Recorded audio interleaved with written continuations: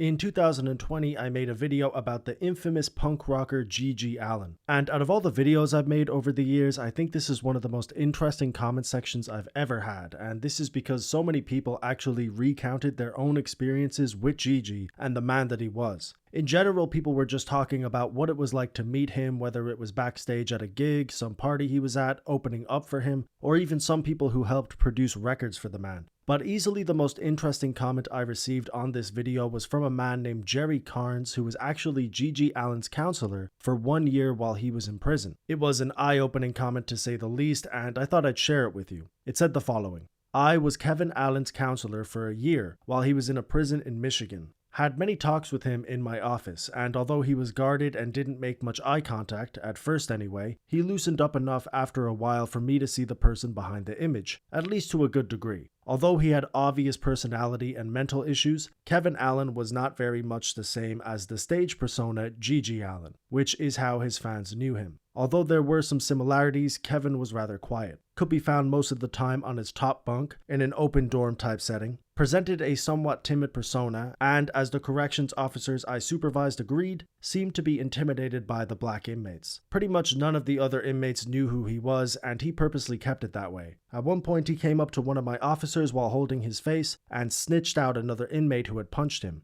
When it came down to it, and as evident in his stage shows, he wasn't really a good fighter. At one point when he was nearing parole, I asked him, "Kevin, you're in your mid-30s now, how long do you think you can keep doing what you do?" He responded that he was working on composing country songs and seemed to suggest he would go in that direction, although he slid right back into his former persona and career immediately after parole. At that point I knew it was a matter of time for some kind of shit to really hit the fan, and it didn't take long. My take on the guy is this: like so many people, he would have preferred recognition and fame in the traditional rockstar way, a la the Stones or maybe the New York Dolls. However, his limited vocal and musical skills, which are evident on home videos of him and brother Merle playing acoustic guitars and singing, forced him towards a more punk approach. And because even those attempts took him only so far, the music became increasingly irrelevant and the show became more about the talent he had that set him apart from every other rocker on the planet. More increasingly bizarre behavior, actions, and words that nobody else would even attempt. Basically, it boiled down to this: at that point, either become GG Allin or fade into obscurity.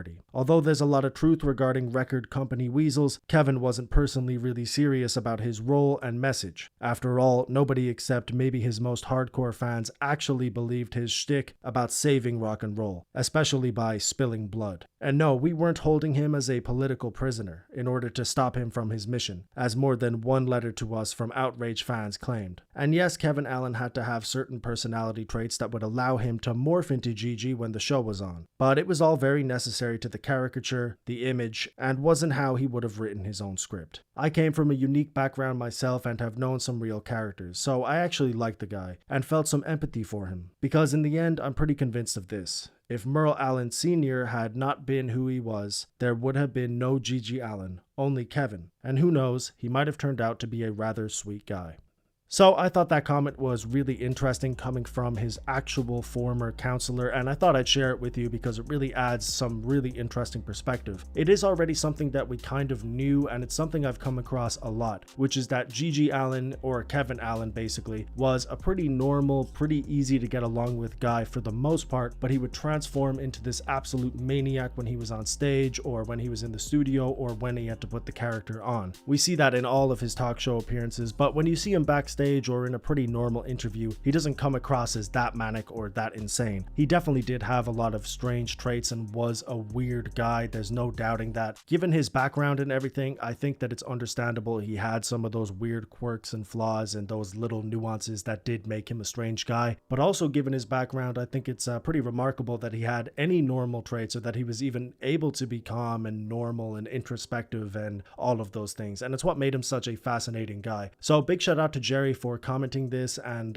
telling his story and giving his experience with GG. I actually have it pinned now over on the GG Allin video, which I'll link in the description if you want to read it for yourself. But like I said, just a small little story I wanted to share with you over on the second channel. I'll see you soon. Have a good one.